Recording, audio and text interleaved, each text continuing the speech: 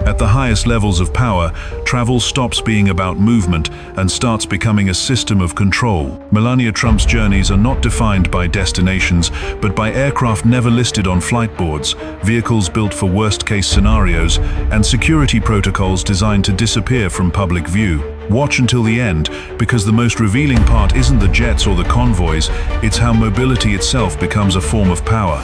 Melania Trump, flying like a head of state. At first glance, travel as First Lady appears ceremonial, almost symbolic, a public figure moving between cities under the spotlight of cameras and headlines. The reality is far more calculated. Melania Trump does not travel to be seen. She moves as part of a security and mobility system designed around worst-case assumptions. Every journey is treated as a variable to be controlled, not an experience to be displayed. For long-distance official travel, Melania relies on the Boeing C-32, a military variant of the Boeing 757 reserved for senior government use. This aircraft is not selected for prestige, but for resilience. Operating at an estimated $38,922 per flight hour, the cost reflects hardened communications, encrypted links to the White House, redundant navigation systems, and crews trained to function under crisis scenarios. Time in the air is not downtime, it is operational continuity. Decisions can be made, information transmitted, and authority maintained without interruption. One of the least visible but most expensive aspects of this system lies in logistics. Military aircraft often perform empty return flights, repositioning without passengers to maintain readiness and crew rotation. These legs dramatically increase total costs, yet they exist for a reason. Availability is prioritized over efficiency, reliance on commercial schedules introduces unpredictability, and unpredictability is treated as a security risk. In this framework, wasted fuel is acceptable, lost control is not. For shorter distances, Melania uses Marine One, currently the Sikorsky VH-92 helicopter. The value of this platform is not speed alone. It compresses the most vulnerable phase of travel ground movement into minutes. Each avoided mile on public roads removes countless variables, from traffic exposure to uncontrolled crowds. Helicopters are not a luxury upgrade, they are a subtraction tool, eliminating risk by design. This logic extends beyond military aviation. When operating outside official schedules, Melania accesses privately owned aircraft through the Trump Organization. The most prominent is the Boeing 757-200 known as Trump Force One, acquired for approximately $100 million and heavily customized. Its interiors feature private suites, conference spaces, and secure layouts that allow extended travel without public terminals or commercial exposure. The aircraft's range, roughly 3,900 nautical miles, enables non-stop coast-to-coast movement, reducing dependence on intermediate airports and ground transfers. What appears as opulence serves a strategic function. Privacy is preserved, schedules remain flexible, and mobility stays uninterrupted.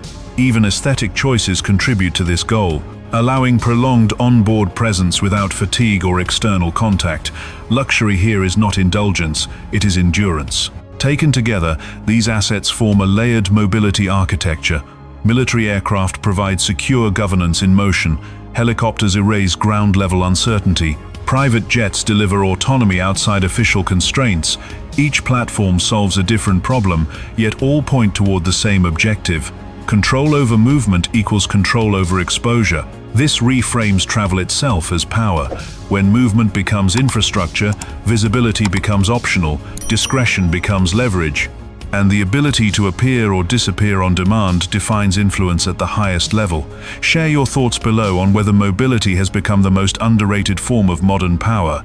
In the next part, the story moves from the sky to the streets, where armored convoys quietly transform entire cities into controlled corridors. Armored movement on the ground, convoys built for worst-case scenarios. Public attention usually fixates on aircraft, yet the most dangerous and tightly controlled phase of elite travel begins only after landing. For Melania Trump, ground movement is treated as the highest risk layer of any journey, where unpredictability multiplies and visibility becomes a liability. This is the point where transportation stops being symbolic and turns into a mobile security system designed to function under worst-case assumptions. At the core of this system is the presidential limousine known as the Beast, a custom-built Cadillac platform weighing close to 20,000 pounds. Its official cost remains classified, but security analysts estimate the true value of each unit at over $1 million once ballistic armor, blast resistance, and classified countermeasure technology are included. The vehicle is not designed for comfort, it is designed for survival.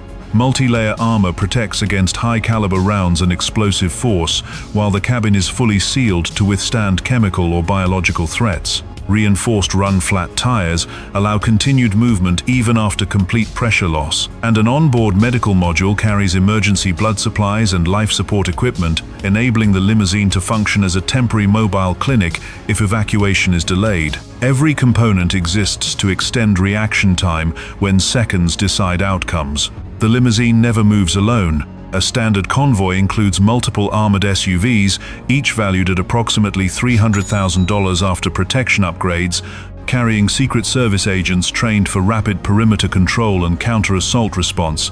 Dedicated communications vehicles maintain encrypted links to command centers, while a fully equipped ambulance remains embedded within the formation to eliminate response delays during medical emergencies. Operating this formation inside dense urban environments generates a reported daily cost ranging from $127,000 to $146,000, driven by manpower, vehicle readiness, fuel conditioning, and coordination with local law enforcement. In this environment, efficiency is irrelevant. Redundancy is the governing principle. What remains unseen is the preparation that precedes any movement. Routes are surveyed and rehearsed weeks or even months in advance, with multiple alternates mapped for immediate diversion. Infrastructure along those paths is evaluated for structural vulnerabilities, buildings are monitored for uncontrolled lines of sight, and elevated positions are secured to prevent interference.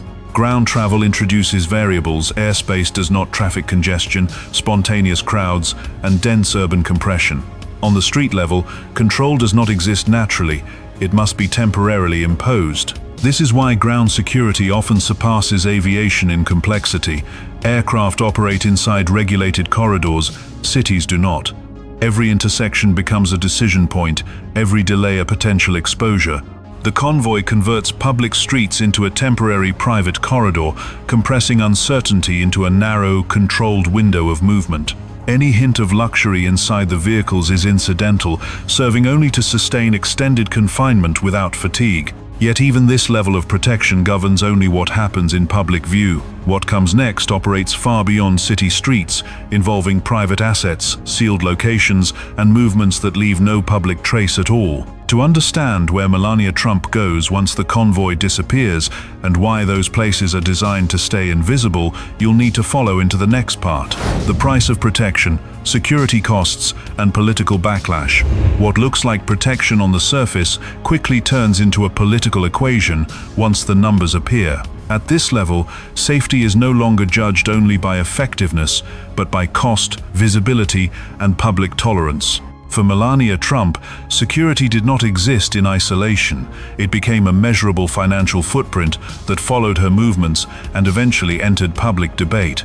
The first major inflection point came with the Secret Service request for an additional $60 million to cover expanded protection for the Trump family.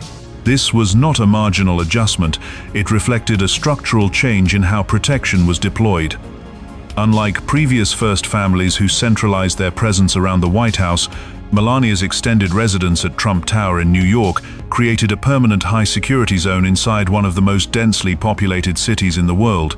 That single decision altered the cost curve entirely. The numbers were precise and difficult to ignore. Protecting Melania and Baron Trump at Trump Tower required $26.88 million, driven by continuous Secret Service presence, coordination with the New York Police Department, and building-specific security adaptations. On a daily basis, the operational cost of maintaining that perimeter ranged between $127,000 and $146,000, reflecting manpower overtime, vehicle readiness, surveillance infrastructure, and multi-agency coordination.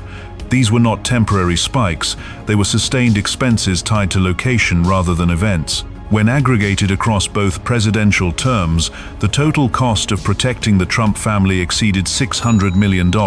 By comparison, the entire 8-year protection cost for the Obama family stood at approximately $97 million. The disparity was not explained by threat level alone. It was a function of geography, mobility patterns, and the refusal to consolidate protection into a single, purpose-built environment. In security planning, dispersion multiplies cost. International travel added another layer of complexity. Each overseas trip required months of advanced coordination with host governments, military units, and local intelligence services. Risk assessments extended beyond venues to include transit corridors, airspace control, medical contingencies, and emergency extraction protocols. These costs rarely appeared as single-line items, but they accumulated quietly across defense, diplomatic, and security budgets. Safety abroad is never outsourced, it is integrated. Public reaction followed predictably. Petitions demanding relocation to the White House gained traction, media scrutiny intensified, and cost comparisons became shorthand for broader political criticism. Yet from a security perspective, the spending followed internal logic. High-profile targets do not benefit from improvisation. Once a security posture is defined, deviation introduces risk that budgets are designed to eliminate. This reveals a deeper insight about elite protection. At extreme levels of visibility, safety becomes infrastructure. It is no longer about reacting to threats, but about sustaining a controlled environment regardless of location. Cost, in this framework, is not a variable to minimize, it is a consequence of maintaining certainty in uncertain conditions. And yet, even these public expenditures only describe what is visible on paper. Beyond government budgets and official reports lies a parallel layer of movement and protection that never appears in accounting summaries, one built entirely around private assets and deliberately untraceable choices, which reshapes how and where Melania Trump truly disappears next. The Trump private fleet. Luxury as mobility and control. What separates official power from private control is not authority, but optionality. When government aircraft are no longer enough, mobility shifts from protocol to autonomy. For Melania Trump, the existence of a private aviation fleet fundamentally changes how and when movement happens, removing reliance on military schedules, public disclosures, and diplomatic visibility. At the center of this private system is Trump Force One, a heavily customized Boeing 757-200 acquired in 2011 for approximately $100 million. On the surface, its design signals opulence Italian leather interiors, 24-karat gold accents, private sleeping quarters, multiple bathrooms including a full shower, and a large conference dining area capable of seating more than 40 passengers. But the purpose of this aircraft goes far beyond luxury. It functions as a self-contained operational platform, allowing long-haul travel without dependence on commercial terminals or intermediate stops. With a range of roughly 3,900 nautical miles, the aircraft can fly non-stop across the continental United States, reducing exposure created by ground transfers and layovers. The strategic value of Trump Force One lies in control. Unlike military aircraft, which require coordination with defense schedules and advanced disclosure to multiple agencies, a privately owned jet operates on demand. This flexibility allows movement to occur with minimal notice, limited public record, and tightly managed access. During campaign periods, the aircraft served as a mobile headquarters, enabling continuous operations while maintaining physical separation from public infrastructure. Privacy here is not cosmetic, it is structural. Complementing the fixed-wing aircraft is a fleet of Sikorsky S-76B helicopters, each valued between $6 million and $7 million depending on configuration. These twin-engine helicopters are designed for regional mobility, bridging the final distance between secured estates, airports, and remote locations. Their cabins are configured for quiet operation and rapid boarding, with avionics optimized for precision routing. Helicopters eliminate predictable patterns created by road travel, allowing arrival points to shift dynamically and bypassing urban congestion entirely. The contrast between private aviation and official military transport is instructive. Military aircraft prioritize continuity of state functions and hardened communications. Private aircraft prioritize discretion and autonomy. One preserves governance in motion, the other preserves invisibility. Together, they form a layered mobility strategy where public duty and private control never intersect unless intentionally allowed. What makes this fleet unusual is not the level of luxury, but the degree of redundancy. Multiple platforms exist to solve the same problem under different constraints: airspace, geography, visibility, and timing. Redundancy ensures that no single failure forces exposure. In elite movement, optionality is the real asset. Yet even private aircraft are only transitional spaces. They move passengers between points, but they are not destinations. The next layer of secrecy begins after landing, where fixed locations designed to absorb attention without revealing function become the true anchors of disappearance. Cars, yachts, and symbolic assets. Status symbols lose their meaning once protection becomes the priority. At this level of wealth and visibility, vehicles are no longer chosen for admiration, but for what they quietly enable. For Melania Trump, cars and yachts function as controlled environments, spaces where movement, privacy, and security intersect beyond the reach of public systems. The Trump family car collection, valued at over $2 million, reflects this logic clearly. Among the most striking vehicles is the Mercedes-Benz SLR McLaren, a limited production supercar worth approximately $600,000. On paper, it represents performance and exclusivity, but in practice, its role is symbolic rather than operational. It projects wealth without exposing daily routines, appearing selectively rather than predictably. High-value collectibles like this are used sparingly, reducing pattern recognition while preserving prestige. More functionally critical is the Mercedes-Benz S600 Guard, an armored luxury sedan engineered for high-risk environments. While exact pricing varies by specification, comparable armored models typically exceed $500,000 once ballistic protection is installed. This vehicle exists to blend protection with discretion. Unlike overt security convoys, an armored executive sedan can move through urban environments without triggering attention, maintaining a low profile while still providing military-grade safety. Its purpose is not speed or display, but controlled anonymity. The presence of vehicles such as the Rolls-Royce Phantom and the Lamborghini Diablo VT adds another layer. The Phantom, valued well above $450,000, represents traditional authority and formality, often associated with ceremonial appearances. Its size and presence command space without aggression. The Diablo VT, a rare performance car from the late 1990s, serves a different role. It signals access to legacy wealth and insider taste rather than contemporary extravagance. Both vehicles communicate status, but neither is used for routine movement. Beyond land, the most revealing asset is the Trump Princess, a Bonetti-built superyacht valued at approximately $35 million. Unlike private jets or armored vehicles, yachts occupy a legal and physical gray zone. They exist outside traditional infrastructure, offering mobility without airspace, roads, or predictable routes. On the water, visibility can be managed, access tightly controlled, and movement detached from public tracking systems. The yacht becomes a floating private residence, capable of hosting extended stays without external dependency. What unites these assets is not excess, but separation. Cars and yachts are not indulgences, they are buffers. They create distance from crowds, cameras, and institutions that impose rules. In this world, privacy is not requested, it is constructed. Yet even these symbols of control exist within a broader narrative.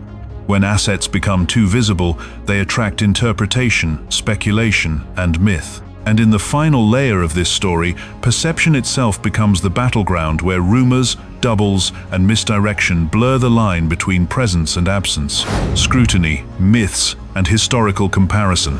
At a certain level of exposure, power is no longer measured by what is owned, but by how much silence it can afford. For Melania Trump, controversy did not emerge from spectacle, but from the collision between controlled privacy and unavoidable public accounting. Once security spending became visible, movement itself turned into a political statement. Several moments crystallized this tension. A single-day trip to Toronto resulted in hotel and logistical charges totaling $174,000, despite no overnight stay. During her Africa tour, a short stop in Cairo lasting only a few hours generated expenses exceeding $95,000. From a security planning perspective, these costs were predictable. Diplomatic travel compresses months of preparation, advance teams, and contingency planning into brief windows of appearance. Yet stripped of that context, the numbers took on symbolic weight. High cost paired with short duration became shorthand for excess, regardless of operational necessity. As financial scrutiny intensified, attention drifted towards something less measurable: visibility itself. Reduced public appearances, tightly managed schedules, and long stretches outside the spotlight created an information vacuum. Into that vacuum stepped the fake Melania narrative, the claim that body doubles were used to mask her movements or substitute public duties. The theory spread rapidly, fueled by side-by-side images, perceived behavioral differences, and the internet's appetite for pattern hunting. Experts consistently dismantled the claim. Facial recognition analysis found no structural inconsistencies beyond lighting, camera angles, makeup, and cosmetic procedures. Body language specialists pointed to context, stress, and situational posture rather than substitution. No verified evidence supported the existence of doubles, yet the persistence of the theory revealed something more interesting than its accuracy. In environments where control limits visibility, speculation becomes inevitable. Secrecy does not eliminate attention, it redirects it. This pattern is historically familiar. Eleanor Roosevelt confronted scrutiny by maximizing visibility, traveling relentlessly to define her own narrative. Jacqueline Kennedy curated mystery through elegance and cultural diplomacy. Michelle Obama balanced accessibility with institutional structure. Outside the American context, figures like Imelda Marcos and Grace Mugabe became cautionary symbols, where luxury overwhelmed legitimacy and visibility accelerated backlash. Melania Trump occupies a narrower corridor. Her approach favors contraction rather than expansion: less presence, fewer signals, tighter control. The costs are high, but they follow security logic rather than personal accumulation. The silence is not accidental, it is designed. And design, when left unexplained, invites interpretation. In the modern era, absence is no longer neutral, it becomes a canvas. If this final layer changed how you think about cost, secrecy, and perception at the highest levels of power, share your thoughts in the comments, especially whether invisibility today protects influence or quietly erodes it. This story reveals several deeper patterns about how extreme wealth and political proximity reshape everyday actions. First, privacy at this level is never passive. It is engineered. Aircraft, convoys, and residences are designed to eliminate dependency on public systems, turning movement into a controlled environment. Second, security is no longer reactive, it is predictive. Routes are prepared months in advance, costs are absorbed without hesitation, and redundancy becomes a necessity rather than a luxury. Third, perception matters as much as protection. By limiting visibility while maintaining mobility, power operates quietly, avoiding scrutiny while remaining fully functional. Melania Trump's travel illustrates how modern elites navigate a world where exposure carries risk and invisibility carries leverage. If this breakdown helped you see luxury, security, and movement in a new way, make sure to like the video and subscribe to the channel. In the next episode, we explore another figure whose movements are even harder to track, where wealth, secrecy, and influence intersect far beyond public sight.